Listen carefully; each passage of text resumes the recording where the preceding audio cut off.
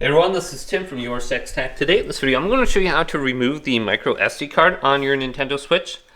So we can just flip it around right now and then lift up this little kickstand right here, whatever it is, the little cover right here.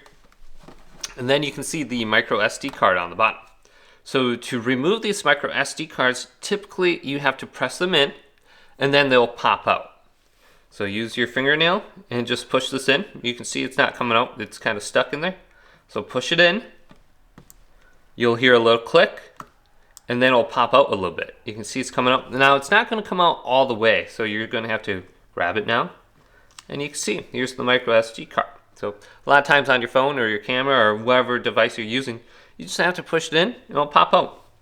Then to insert it, you just have to push it in. You'll feel it click in. And it'll stay there now. But hopefully this video did indeed help you out. If it did, leave it a big thumbs up. And subscribe to my channel down below for more tech videos coming up next on YourSixTech.